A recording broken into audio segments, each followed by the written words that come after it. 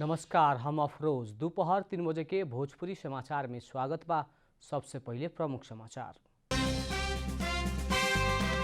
कर्णाली प्रदेश सरकार में रहल नेकपा एमाले के 3 मंत्री द्वारा राजीनामा, प्रदेश सरकार अल्पमत में। राष्ट्रीय गौरव के आयोजना अंतर्गत कर्णाली कॉरिडोर निर्माण हो रहा, ट्रैक खोलेला करीब 15 किलोमीटर बाकी। काठमाडौँ उपत्यका सहित देशभर वायु प्रदूषण उच्च, अत्यावश्यक काम बाहेक घर बाहर ना निकलेला विज्ञ के सुझाव। इंडोनेशिया पूर्वी तिमोर में आयल बाढ़ के कारण मृत्यु होने वाला के संख्या 1 से 13 पुगल, मृतक की संख्या बढ़ सके के सरकारी अधिकारी के कहना। स्पेनिश ला लीगा फुटबॉल में बार्सिलोना के महत्वपूर्ण जीत, रियल भालाडोलिड 1-0 से हारल।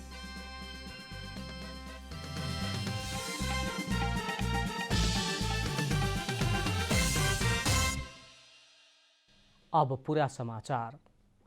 कर्णाली प्रदेश सरकार में रहल नेकपा एमाले के 3 जने मंत्री राजीनामा देहले बा। राजीनामा देवेला मंत्री सब में दल रावल, प्रकाश ज्वाला आ नंद सिंह बुढ़ा रहल बाटे लोग। सामाजिक विकास मंत्री रावल पार्टी एकता खातिर राजीनामा देहल बतौले बानी। राजीनामा देवेवाला 3 मंत्री एमाले के नेपाल खनाल पक्ष के हुआ लोग। इससे पहले नेकपा एमाले कर्णाली प्रदेश संसदीय दल के सरकार के समर्थन फिर्ता लेवे के निर्णय कैले रहे। कर्णाली प्रदेश में माओवादी केंद्र के नेतृत्व में सरकार बाटे। कर्णाली प्रदेश के सरकार गठन में माओवादी के एमाले साथ देहले रहे। यी दुगो पार्टी एकीकरण भइला बाद सर्वोच्च अदालत के फैसला बाद पुराने अवस्था में लौटल बाटे। एमाले के मंत्री सबसे राजीनामा देहला संगे महेंद्र बहादुर शाही नेतृत्व के कर्णाली प्रदेश सरकार अल्पमत में पड़ल बा। कैलाली के भजनी नगरपालिका 3 मोरिया घाट स्थित मोहना नदी किनार में नेपाल प्रहरी आ भारतीय लागू औषध तस्कर बीच दोहरा भिड़ंत भइल बा। भिड़ंत में नेपाल प्रहरी तरफ कौनो क्षति नहीं भइल त एक जने तस्कर घायल भइल जिला प्रहरी कार्यालय के सहप्रवक्ता हिकमत थापा जानकारी देहने। प्रहरी के गोली लाग के भारतीय तस्कर लखीमपुर खीरी जिला तिकुलिया ग्राम पंचायत रत्ननगर के 40 वर्ष के दिल्लू सिंह घायल भइल बतावल गइल बा। प्रहरी के कार्रवाई बाद घायल सहित 4 जने तस्कर भारत और भागल बाटे। घटनास्थल से प्रहरी 1 राउंड नापड़कल आ 3 राउंड फायर कैल गोली बरामद कैले बा। तस्कर के नियंत्रण में लेवे के खोजला पर उ सबसे गोली प्रहार कैला बाद जवाबी फायर कैल प्रहरी जनौले बा। राष्ट्रीय गौरव के आयोजना अंतर्गत के कर्णाली कॉरिडोर निर्माण तीव्र रूप में आगे बढ़ल बाटे। कुछ महीना से ब्लास्टिंग सामग्री के अभाव भइल कारण सड़क निर्माण के ट्रैक खोले के कार्य प्रभावित भइल रहे। लेकिन चैत के पहिलका हफ्ता नेपाली सेना के सहयोग में ब्लास्टिंग सामग्री सिमीकोट ल्यावला बाद बहुते महीना से रुकल निर्माण कार्य फेर गति लेहल सिमीकोट हिस्ला सड़क योजना के प्रमुख विशुन दास लामा बतौने। सिमीकोट हिस्ला सड़क खंड में रहल चट्टान फोड़े के काम हो रहा बा। 2 महीना भीतर खंड के ब्रेक थ्रू होके सिमीकोट से चीन के नाका हिल्सा तक 95 किलोमीटर सड़क मार्ग से सजिलो यात्रा करे के मिली। वैसे ही सिमीकोट सल्लीसल्ला खंड में रहल सल्लीसल्ला के भीड़ ब्रेक करके करीब 1 महीना लगा के फोड़ल गई रहे। हुमला के चंखेली गांवपालिका होखत 12 किलोमीटर ट्रैक सड़क सरके गांवपालिका के दुल्ली कुना तक खुल चुकल बा। अभिन वहाँ ट्रैक समेत पुग चुकल अवस्था रहल सपना धुलिखेल जेबी काठमाडौँ के आधिकारिक प्रतिनिधि जानकारी देहने। अब दुल्ली कुना के भीड़ फुटावेला कंप्रेसर जनरेटर लगायत के उपकरण सुर्खेत से लियावे के तैयारी हो रहल बाटे। भीड़ फुटावे के काम समेत जल्दी शुरू होगी। योजना कार्यालय सिमीकोट से प्राप्त जानकारी मुताबिक अब ट्रैक खोलेला करीब 15 किलोमीटर ही बाकी बा।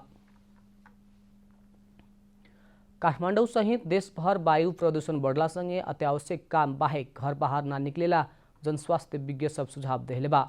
वायु प्रदूषण से श्वास प्रश्वास में कठिनाई लगायत विविध स्वास्थ्य समस्या देखा पड़ सके के भइला से अत्यावश्यक काम बाहेक घर बाहर ना निकलेला आ अगर निकले के ही पड़ी त मास्क के प्रयोग करला आग्रह कइल गइल बा। नेपाल स्वास्थ्य अनुसंधान परिषद के वरिष्ठ अनुसंधान अधिकृत डाक्टर मेघनाथ धिमाल वन जंगल में आगलागी भइला से वायु प्रदूषण भइल बताउने। वायु प्रदूषण के कारण फोक्सो में कैंसर, मुटु संबंधी रोग, मस्तिष्क घात, हृदय घात जैसन समस्या हो सके के भइला से बाहर ना निकलेला अनुरोध कैले बानी लोग। वायु प्रदूषण के कारण आँख लाल होखे के, घेट में समस्या आवे के आ मुड़ी दुखाए के जैसन समस्या आ सकी। नेपाल में वर्षनी वायु प्रदूषण के कारण उत्पन्न होखे वाला रोग के कारण 30 से 35 हजार आदमी के मृत्यु होखेला। वायु प्रदूषण के कारण विश्व के 70 लाख आदमी के मृत्यु हो रहल तथ्यांक बाटे। बाल बालिका, गर्भवती महिला, दीर्घ रोगी, ज्येष्ठ नागरिक के विशेष ख्याल करे पड़े के आ वायु प्रदूषण के कारण घर से बाहर ना निकलेला अनुरोध कइल गइल बा। भोजपुरी समाचार में अब छोड़ विश्राम।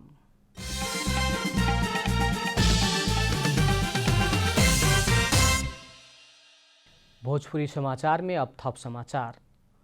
चोरी के स्वरथान मूर्ति सहित ललितपुर से एक जने पकड़ाइल बा। पकड़ाए वाला में काभ्रेपलान चौक, बेथान चौक गाउँपालिका 6 घर भइल। हाल ललितपुर 12 मंगल बजार रहेवाला 48 वर्ष के राजकुमार सुनार रहल बाड़न।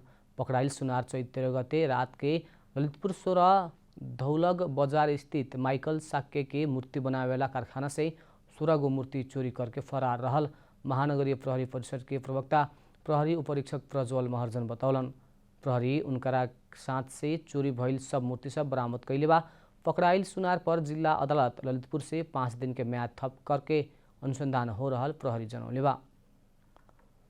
साल ट्रेडिंग कॉर्पोरेशन बीतल आर्थिक वर्ष के कमाई से शेयरधनी सबके 25% लाभांश वितरण करे के भइल बाटे।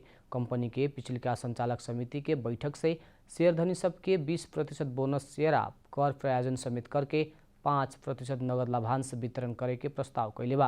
प्रस्तावित लाभांश कंपनी के आए वाला साधारण सभा से पारित कैला बाद शेयरधनी के मिली। राष्ट्रीय दुग्ध विकास बोर्ड प्रदेश स्तर के निकाय में कोविड खोप खातिर पत्राचार कैले बा। कृषि तथा पशुपक्षी विकास मंत्रालय, स्वास्थ्य मंत्रालय, पशु सेवा विभाग तथा सब प्रदेश स्तर के कृषि तथा सहकारी में मंत्रालय मार्फत बोर्ड पत्राचार कैलक ह। अभी नेपाल सरकार फ्रंटलाइन तथा अति संवेदनशील आवश्यक वस्तु भीतर रहल व्यवसाय के प्राथमिकता के साथ खोप उपलब्ध करा रहल संबंध में दुग्ध क्षेत्र में भी राज्य के ध्यानाकर्षण करावेला पत्राचार कैल गइल ह।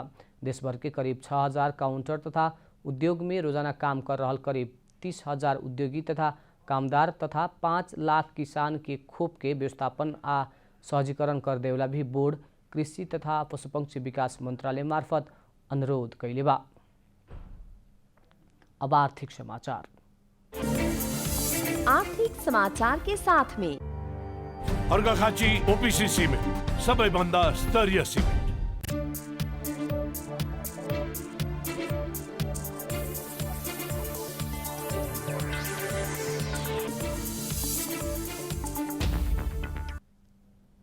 आजू सोना के दाम तोला में 300 रुपया से बढ़ल बाटे। बाजार में छापा वाला सोना प्रति तोला 87,500 रुपया में कारोबार हो रहल नेपाल सुन चाँदी व्यवसायी महासंघ जनौले बा। कालू छापा वाला सोना प्रति तोला 87,200 रुपया में कारोबार भइल रहे।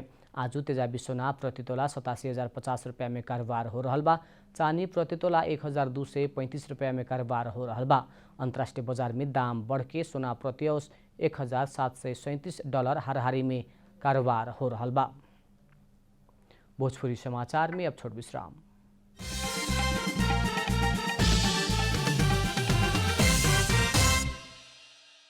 भोजपुरी समाचार में अब अंतर्राष्ट्रीय समाचार।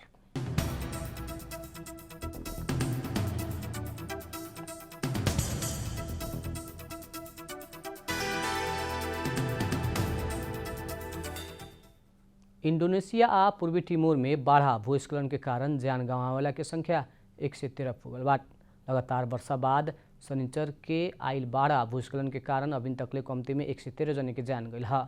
भारी वर्षा बाद आइल बाढ़ा भूस्खलन के कारण इंडोनेशिया आ पूर्वी टिमोर में जनजीवन प्रभावित भइल बा। इंडोनेशिया के पूर्वी क्षेत्र के फ्लोरेस आइसलैंड आ पड़ोसी देश पूर्वी टिमोर के बाढ़ आ भूस्खलन से जनधन के क्षति भइल ह।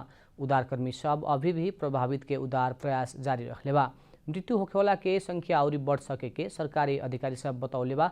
इंडोनेशिया के विपद व्यवस्थापन एजेंसी के मुताबिक 4 उपजिल्ला आ 7 गांव प्रभावित भइल बा। इंडोनेशिया में 86 जने के जान गइल बाटे आ और कुछ बेपत्ता भइल बाटे। पूर्वी टिमोर में बाढ़ आ भूस्खलन के कारण कम्ती में 27 जने के जान गइल वहाँ के अधिकारी लोग पुष्टि कैले बा। अब खेलकूद समाचार।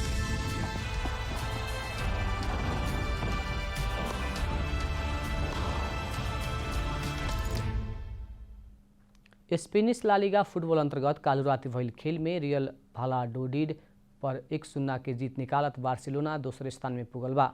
घरेलू मैदान में भइल खेल में बार्सिलोना 10 खिलाड़ी में सीमित भइल भालाडोलिड के हरौलक हुए। 79वां मिनट में पलानो के लाल कार्ड मिलला बाद रियल भालाडोलिड 10 खिलाड़ी में सीमित भइल रहे। बार्सिलोना खातिर 90वां मिनट में उस्मान डेम्बेले गोल कैले रहलन। जीतले बाद बार्सिलोना के 29 खेल से 65 अंक भइल बाटे। बार्सिलोना शीर्ष स्थान के एथलेटिको मैड्रिड से अंक दूरी 1 में पहुँचैले बा।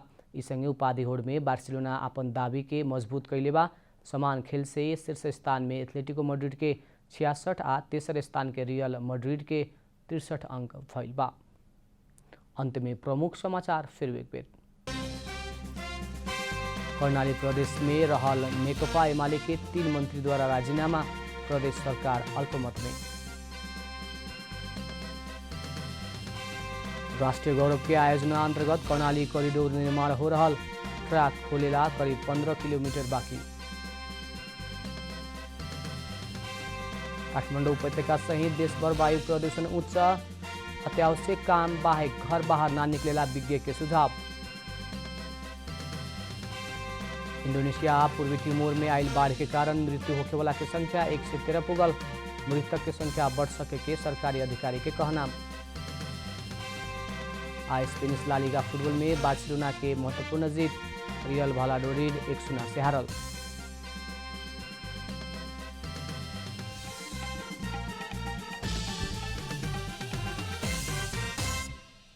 भोजपुरी समाचार अभी खातिर इतना ही। जनता द्वारा जनता खातिर प्रसारित जनता टेलीविजन के कार्यक्रम सब यूट्यूब, ट्विटर, फेसबुक हमने के वेबसाइट जनतासमाचार.com में भी पढ़ा देख सकत बानी।